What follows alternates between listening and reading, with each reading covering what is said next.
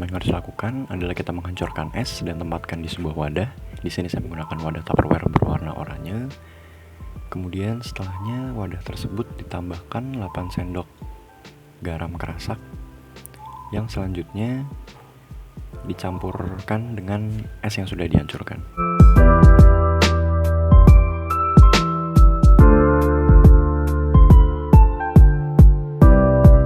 Setelah es mencair, kita masukkan 3 larutan yang sudah kita buat di awal.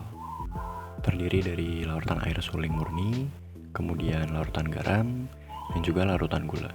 Kita masukkan ketiganya ke dalam wadah yang berisi cairan pendingin dan sesuaikan tempat agar ketiga larutan tersebut bisa masuk dan berdiri dengan baik. Setelah memasuki menit ke-20, bisa dilihat bahwa larutan NaCl atau larutan garam sudah membeku, sedangkan larutan gula dan larutan air sudah membeku dari menit ke-10 dan menit ke-11.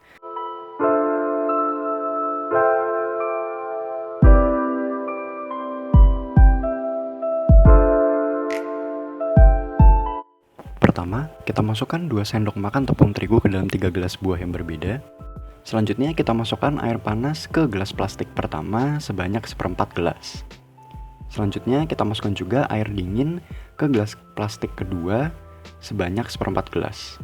Dan terakhir kita masukkan air biasa atau air bersuhu normal ke dalam gelas plastik ketiga sebanyak 1/4 gelas. Selanjutnya kita tambahkan juga air liur sebanyak 3 sendok ke masing-masing gelas. Kita tambahkan 2 tetes iodium ke dalam masing-masing gelas. Setelah semua bahan tercampur, goyangkan masing-masing gelas agar terjadi homogenisasi atau semua bahan tercampur menjadi satu. Setelahnya kita amati selama 5 menit sekali dan dibandingkan perubahan warna yang terjadi pada masing-masing gelas. Berikut perubahan yang terjadi kepada larutan yang berikan air panas, air dingin, dan air suhu normal setelah menit ke-10. Setelah melakukan praktikum, sekarang kita masuk kepada sesi pembahasan. Pada praktikum pertama, yaitu mengenai penurunan titik beku larutan, didapatkan data praktikum sebagai berikut. Waktu yang digunakan untuk membekukan air suling, yaitu 10 menit 6 detik, kemudian waktu yang digunakan untuk membekukan larutan gula, 11 menit 23 detik, dan untuk membekukan larutan NaCl atau garam, 23 menit 7 detik. Berikut hasil dari praktikumnya, bisa lihat di gambar di bawah. Kemudian dari praktikum ini didapatkan variabel praktikum sebagai berikut. Yang pertama, variabel bebas yaitu jenis larutan yang digunakan.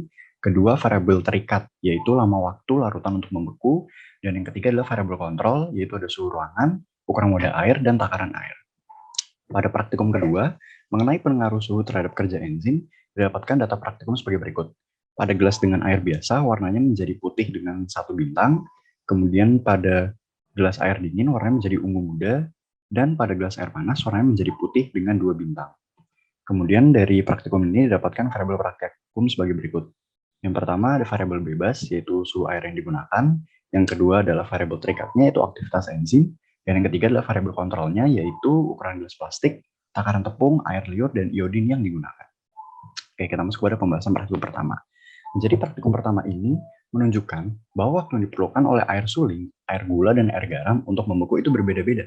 Nah, hal ini disebabkan karena adanya molekul tambahan pada air yang diberikan tambahan gula dan garam. Bisa dilihat pada ilustrasi di sebelah kanan ini, ketika gula dan garam ditambahkan ke dalam air, molekul-molekul dari gula dan garam akan terpecah dan mengisi kekosongan ruang di antara molekul air suling.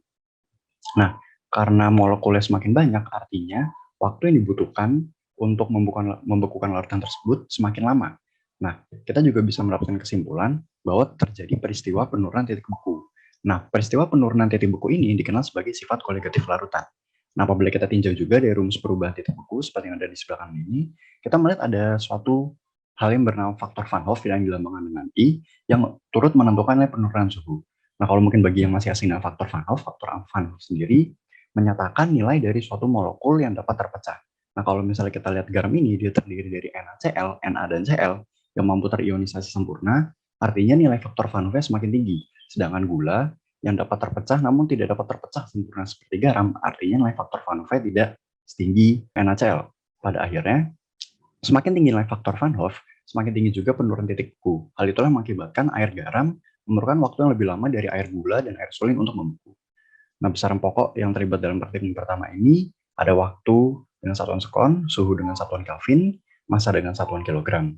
Kemudian untuk besaran turunannya, terdapat volume dengan satuan meter kubik. Kita masuk kepada pembahasan praktikum kedua. Nah, pada praktikum kedua ini, perubahan warna larutan dipengaruhi oleh penambahan iodin. Nah, iodin ini sendiri berfungsi untuk mengidentifikasi ada atau tidaknya kandungan amilum pada suatu larutan.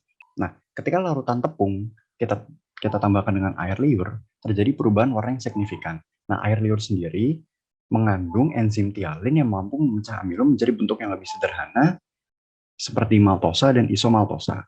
Nah, ketika amilum itu dipecah, artinya kandungan amilum di larutan tersebut akan terus menurun sehingga iodin tidak lagi mengikat amilum dan juga pada akhirnya warna ungunya akan memudar. Kemudian ketika air ditambahkan oleh air dengan air panas, terjadi juga perubahan warna yang signifikan. Nah, hal ini disebabkan karena adanya perbedaan suhu dari air. Kalau kita lihat pada ilustrasi grafik kerja enzim ini, ketika suhunya itu mendekati 40 derajat, enzim akan bekerja secara optimal. Nah, kemudian ketika suhunya terus naik, maka kerja enzim akan turun. Demikian juga ketika suhunya turun, maka kerja enzim akan turun. Nah, dari hal ini kita bisa menyimpulkan bahwa enzim itu memerlukan lingkungan yang optimal agar dia bisa bekerja dengan maksimal.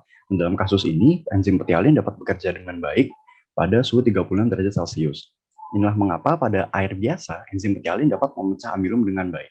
Sedangkan pada air dengan air panas, kerja enzim petialin terhambat. Terbukti pada kerja enzim air panas, enzim petialin ini awalnya itu dia tidak bekerja. Tetapi lama-kelamaan ketika suhunya turun, dia tuh mulai bekerja kembali dan akhirnya mengurai seluruh amilum yang ada.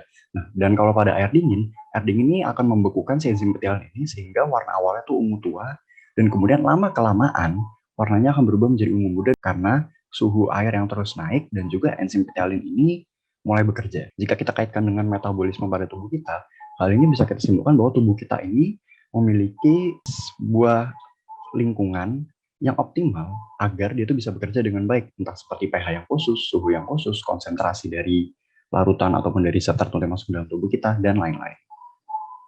Maka dari itu, kita perlu memperhatikan betul apa yang kita konsumsi agar bisa dicerna dengan baik pada tubuh, serta proses metabolisme tubuh tidak terganggu karena adanya halangan yang bersifat melawan dari lingkungan optimal kerja tubuh tersebut. Pada praktikum kedua ini didapatkan besaran dan satuan.